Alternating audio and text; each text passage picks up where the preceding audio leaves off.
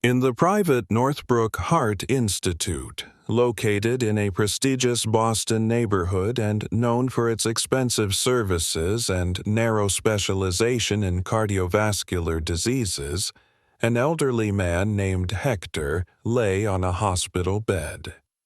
He was surrounded by the familiar sounds of medical equipment, the steady beeping of heart monitors, muffled signals from machines, and the quiet chatter of staff in the hallways.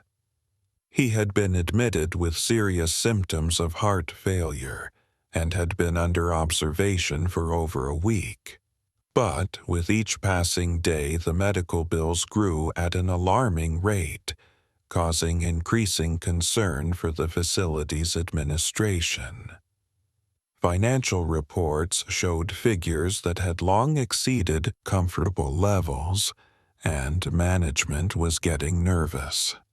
3 attending physicians, Dr. Brian, Dr. Chloe, and Dr. Marcus, after a long discussion, entered the ward where the old man was, with cold and focused expressions. "Mr. Hector, we need to discuss the matter of payment," Brian began without looking away. "The period you spoke of has expired, but the payment has still not arrived." The old man's face twitched, the wrinkles on his forehead deepened, and his lips trembled slightly before he quietly replied, "I understand. I really do. But I told you my son will pay for everything. He's just busy at work right now, but he will definitely come."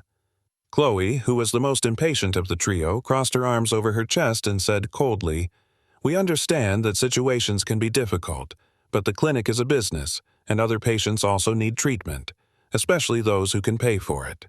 "I just ask for a little more time," Hector pleaded. "Just 1 week, and I am sure that by then everything will be resolved."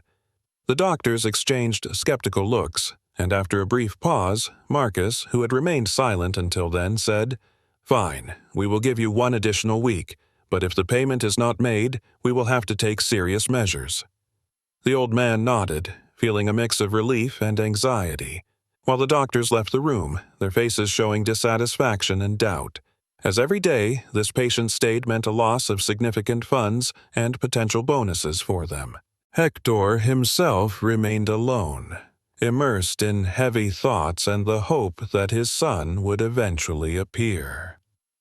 The following week dragged on agonizingly slowly and became a real ordeal for him, while the doctors became increasingly irritated by the situation. They recalled the day he arrived. He came alone, in old, worn-out clothes, with a frayed bag in his hands, and even then his appearance had raised doubts among the staff. "Are you sure we should be helping this man?" one of the nurses whispered to Brian. "He doesn't look like a typical patient of our clinic at all." Brian had replied then, "We can't just ignore him. If word gets out, it will hit our reputation." From the very beginning, Hector repeated the same phrase, "My son will pay for the treatment." But as time went on, the doctor's patience began to run out. "We are losing money because he is staying here," Marcus said at one meeting, and Chloe added, "He's just lying to us." At that moment, Brian had the idea to conduct a small investigation. He took out a tablet and began searching for information about the patient in open sources and social media, and after a few minutes it became obvious that Hector had no registered children. "He's lying," Brian said irritably, throwing the tablet on the table. The other doctors looked at each other, now confident in their righteousness. The next morning they entered the ward with even colder faces. Hector tried to say hello, but was immediately interrupted. "You have 1 day to fully pay for the treatment you received here, otherwise we will be forced to contact the police and report you for fraud," Brian said harshly, looking him straight in the eyes. The old man's face turned pale, his eyes filled with tears, and he replied in a trembling voice, "But I'm not lying. I have a son. He will come. He will definitely come." His speech was slow and rambling, which irritated the doctors even more, and they, unwilling to continue the conversation, left the ward, leaving him in heavy silence. The next day came, and as they expected, no payments were received. The doctor's patience finally snapped, and they called security. The guards entered the room and, without a word, grabbed the elderly man by the arms. He was lifted from the bed and dragged through the corridors, his cries echoing throughout the department, reaching the rooms of other patients.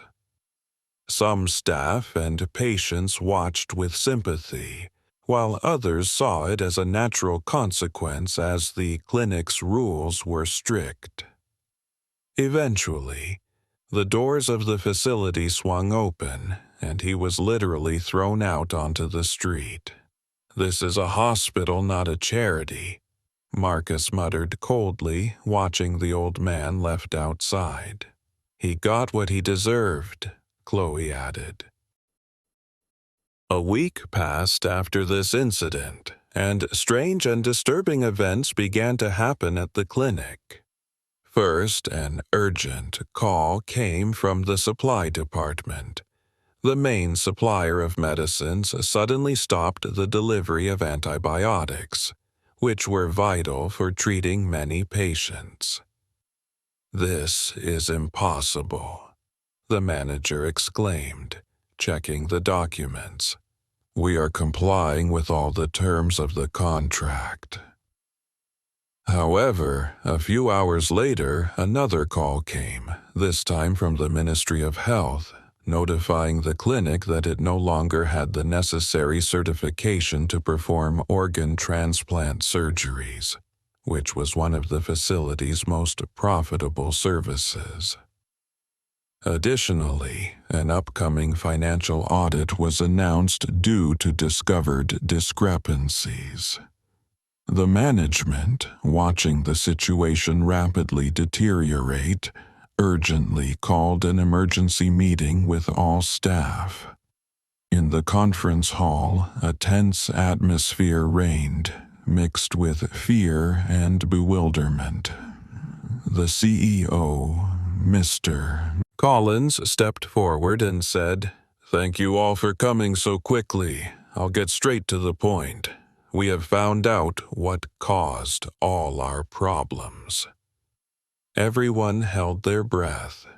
"To get everything back to normal, we need to fire 3 doctors, Brian, Chloe, and Marcus," he continued. A deafening silence fell over the room. The doctors looked at him, unable to believe their ears. "This is not just a recommendation. It is a mandatory condition related to the violation of ethical standards regarding a patient named Hector Salvador," he added. "What is happening? Why?" Brian asked in confusion. Collins looked at them and said, "You kicked out a man whose son has enormous influence and demands your immediate resignation, or he will destroy this clinic." Chloe whispered quietly, "So he was telling the truth." Then the director sighed deeply and began to explain. It turned out that Hector had adopted a child many years ago, but it had never been officially registered, so there were no records in the databases. The boy's name was Lucas, and he grew up to become the owner of a major luxury car corporation. As he aged, Hector began to suffer from memory loss, and while his son was on a business trip, the caregiver briefly left him alone, after which he left the house and got lost. At some point, he began to feel chest pains and ended up right at the entrance of the clinic, where he lost his strength. He was admitted, but he could not provide any documents and did not remember the details of his life, only repeating that he had a son who would surely pay for everything. After his disappearance, Lucas immediately organized a search, and the rescue team found him only after he had been kicked out of the clinic. When Lucas found out what happened, he was furious and used his influence to pressure the management. Heavy silence hung in the room again. The doctors were given until the end of the day to pack their things and leave the clinic. They tried to protest, begged for mercy, saying that this job was their life, but the director replied harshly, "You have disgraced our profession. Medicine is, above all, about humanity." After that, they silently packed their things and headed for the exit. Every step felt heavy, and every look from colleagues felt like condemnation. When the clinic doors opened, they saw Hector and his son Lucas before them. There was a restrained fury on Lucas's face. He looked at the doctors and said, "You are unworthy of being called doctors. What you did to my father is unforgivable. I hope you will remember this for the rest of your lives." The doctors found no words to answer. Their heads were bowed, and their hearts were filled with a heavy sense of guilt, and they left in silence, each lost in thoughts filled with shame and regret. Dear viewers, what do you think of this story? Please tell us in the comments. And if you liked this video, then give it a like and subscribe to our channel. Goodbye.